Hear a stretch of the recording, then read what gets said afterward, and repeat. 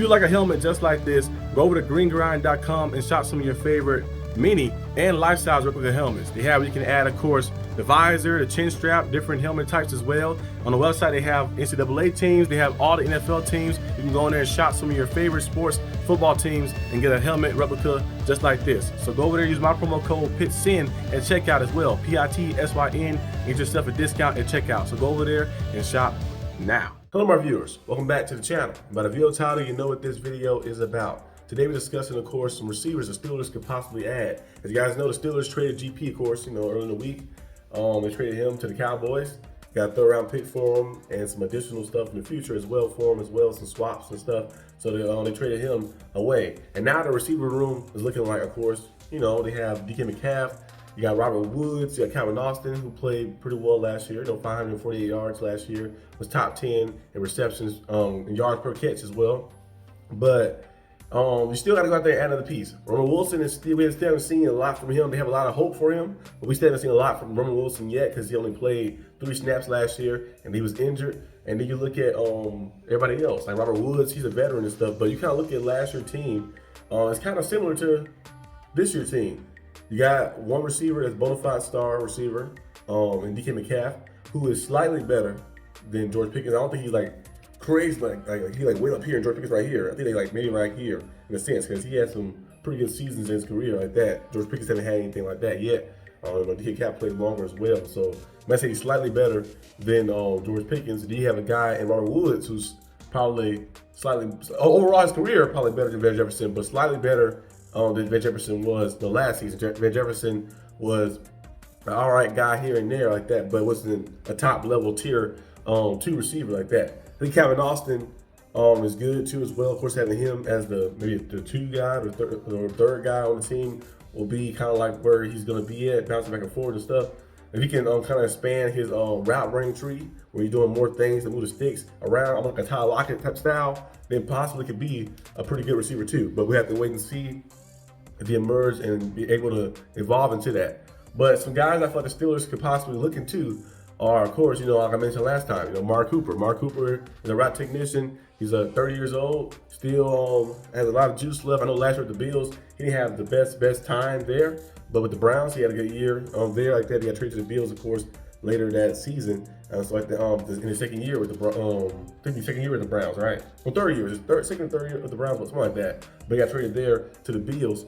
But I think Mark Cooper is a good player to have, to bring in, through recognition. He'll fit well, definitely next to DK Metcalf like that. Be a guy who can move the sticks, a guy who's different. Because DK Metcalf play style is more down the field, vertical threat, deep threat receiver, physical receiver. Add a guy like that with some finesse to him, and Mark Cooper, a route runner specialist. I think that'll help out a lot with Calvin Austin and Robert Woods there too. You feel more confident entering the season with that. Of course, we don't know who play quarterback though, of course. So I don't think it matters who play quarterback. You got a lot of weapons like that to help them out a little bit more. At least you have a solid guy until you get your franchise guy one day. We'll have to wait and see who that is. But also you have, of course, another guy will be Keenan Allen. I know they had an insider that said Steelers insider that said that Keenan Allen will not become to the Steelers, but you never know. Like people say a lot of things. We see a lot of insiders say stuff that might be right sometimes, and sometimes the insiders say stuff that be wrong as well. So we'll have to wait and see. But Keenan Allen is a solid veteran. We see him have 700 plus yards last year with the Bears. Did a pretty good job like that. Not the fastest guy, of course, but a guy who is definitely a reliable target.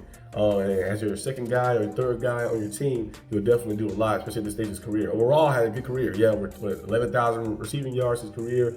Good player, great player like that.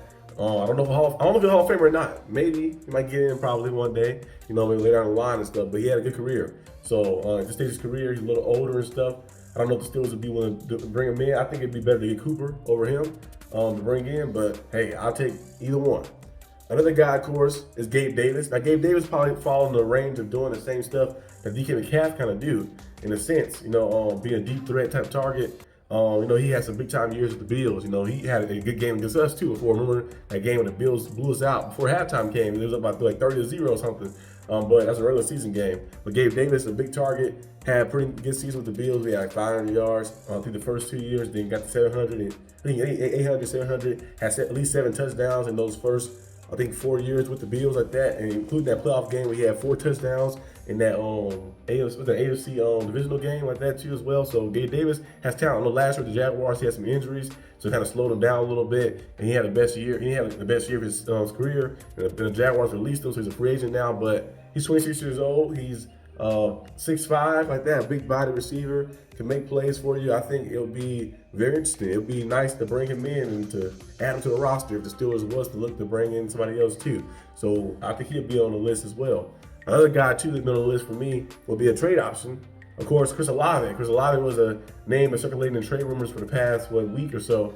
People keep thinking that the Saints might trade Chris Olave away. I know Chris Olave do have the concussion problem. He had like 5 or 6 concussions so far in his career. A lot of head injuries that he had, but he's a good player. He'd be a nice player to complement any receiver you have like that too as well. So add him to the team, a guy with first-class speed to top of the defense and who's consistently showing you that he's able to do that over a long period of time as well too. So that'd be interesting. I don't know if the Saints are going to do that or not, or they probably would not, because I feel like it'd be better for you to keep them. But you never know what teams do. Teams might be still trying to build and plan for the future and stuff. Like sometimes some teams are thinking like everybody think different. Some teams like the Steelers, we always think every year like competitive, stay competitive every season like that, trying to push trying to push for a championship, even though we haven't got there in a while. Push for there every year. Some teams do it like in the sense of like saying, this season we're going to scrap. We're going to see what happens, but we're going to try to get as much as we can to prepare and keep building up. So some teams look like that, so you never know if the Saints might deal or not.